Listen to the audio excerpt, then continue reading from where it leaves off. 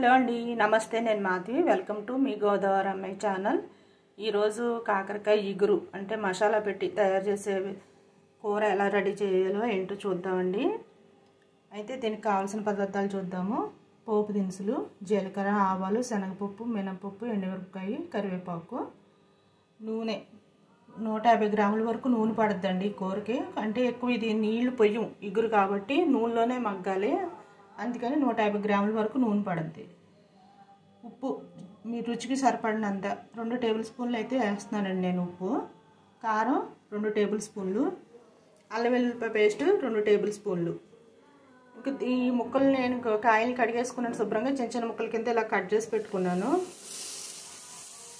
1 table spoon పసుపు, spoon ఉప్పు వేసి ముక్కల్ని కలిపేసేసుకొని తడిని ముక్కల్లో నీరు లేకుండా గట్టిగా పిండేసి ఉంచేసుకోవాలండి ముక్కల్ని.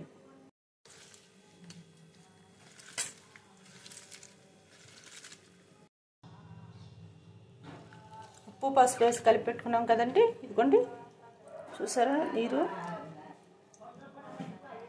నీరంతా వచ్చేస్తుందండి. శుభ్రంగా పిండేసుకోవాలి ముక్కలకున్న నీరంతా.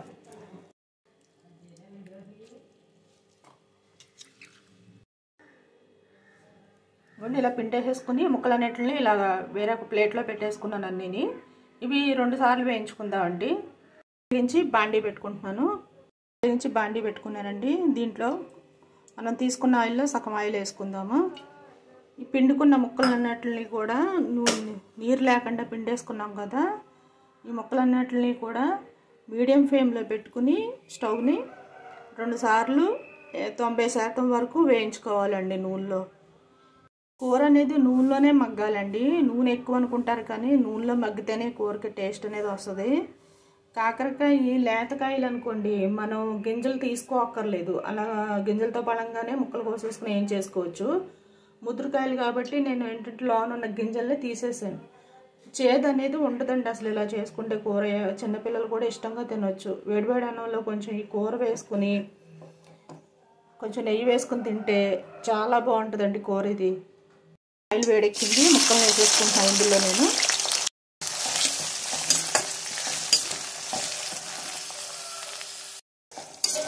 అందులో చాలామందికి కాకరకాయ కూర అన్న ఇది వేపుడు ఎలా చేసుకున్నా కాకరకాయ అంటే ఇష్టం ఉండదండి.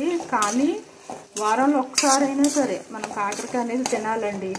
దీనివల్ల ఉపయోగం ఏంటంటే షుగర్ లెవెల్ కంట్రోల్లో ఉంచడమే కాదండి, వేడని చాలామంది తినరు. కానీ షుగర్ లెవెల్ కంట్రోల్లో ఉంచడమే కాకుండా మన కడుపులో నులిపురుగులు ఉంటాయి కదా, వాటిని కూడా నాశనం చేసేస్తుందండి కూర తినటం వల్ల. కడుపులో నులిపురుగులు కూడా తగ్గుతాయి మనకి. ఈ కాకరకాయతో మన ఇష్టం అండి. గుత్తి కాకరకాయ చేసుకోవచ్చు, కాకరకాయ బెల్లం వేసి వేపుడు చేసుకోవచ్చు, ఇలా కాకరకాయ ఇగురు చేసుకోవచ్చు. కాకరకాయ బెల్లం వేసి పులుసు పెట్టుకుంటారు మన పెద్దవాళ్ళు. మా అమ్మమ్మ గారు చేసేవారు చిన్నప్పుడు, చాలా బాగుండేదండి. ఈ కూర అయితే నేను మా అత్తగారి దగ్గర నేర్చుకున్నానండి. ఆవిడ నేర్పారన్నమాట ఈ కూర అయితే నాకు. ఇవన్నీ కాకరకాయ కలర్ మారటమే కాకుండా 80% వరకు కుక్ అయిపోయిందండి.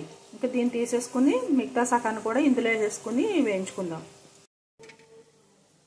ఈ ఆయిల్లోనే మిగతా ముక్కలు కూడా వేసేసుకుంటున్నానండి. ఇవి కూడా అలాగే ముందు వేయించుకున్నాం కదా ముక్కలు, అలాగే వేయించి తీసుకోవాలి. మట్టికి మీడియంలోనే ఉండాలండి. మీడియంలో పెట్టుకుని వేయించుకోవాలి, కలుపుకుంటాం ఆడకుండా ముక్కల్ని. మిగతా ముక్కలు కూడా నూనెలో వేసి వేయించేసుకుంటున్నాం కదండి. ఇవి కూడా వేయిపోయి ఇవి కూడా తీసేసుకుందాం అండి. ఈ కూరకు కావాల్సిన పదార్థాలు చెప్పేటప్పుడు ఇవి చెప్పడం మర్చిపోయానండి. 2 మీడియం సైజు ఉల్లిపాయలు ఇలా పెద్ద ముక్కల కింద కట్ చేసి పెట్టుకున్నాను. 4-5 పచ్చిమిర్చి ఇలా చిలికల కింద కట్ చేసి పెట్టుకున్నాను.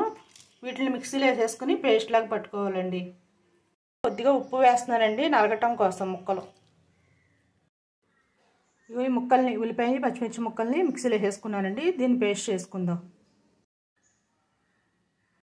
ఇదిగోండి ఉల్లిపాయ ముక్కల్ని పచ్చిమిర్చి ముక్కల్ని మిక్సీలో వేసేసుకుని ఇలా పేస్ట్ రెడీ చేసుకున్నాను. అండి పెట్టుకున్నాను.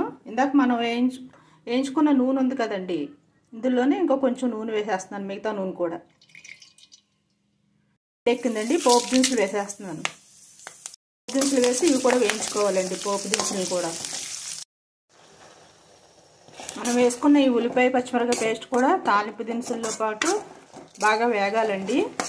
వేగిన తర్వాత అప్పుడు అల్లం వెల్లుల్లిపాయ పేస్ట్ వేసుకోవాలి. ఇందులో ఉల్లిపాయ పేస్ట్ వేగిందండి. ఇందులోనే అల్లం వెల్లుల్లిపాయ పేస్ట్ కూడా వేసేసుకుంటున్నాను.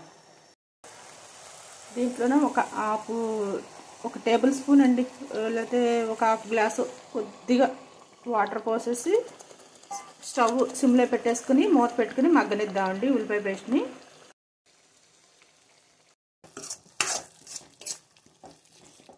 అంటే నూనె పైకి తేలాలి ఉల్లిపాయ పేస్ట్ మగ్గిపోయి. ఉల్లిపాయ పేస్ట్ వేగిందండి. దీంట్లో ఇంతకు మనం వేయించి పెట్టుకున్నాం కదా కాకరకాయ ముక్కలు, ఇవి కూడా వేసేసుకుందాం. ఒకసారి పేస్ట్ ముక్కలు పట్టేలాగా కలుపుకుని ఇందులోనే ఉప్పు కారం వేసేసుకుందాం.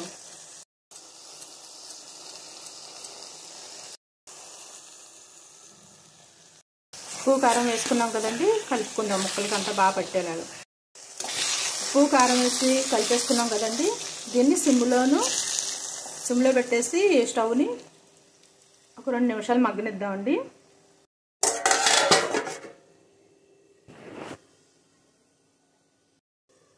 మనం అనుకున్న 2 నిమిషాలు అయిపోయిందండి. మూత తీసి చూద్దాం ఎలా ఉన్నది కూర అనేది.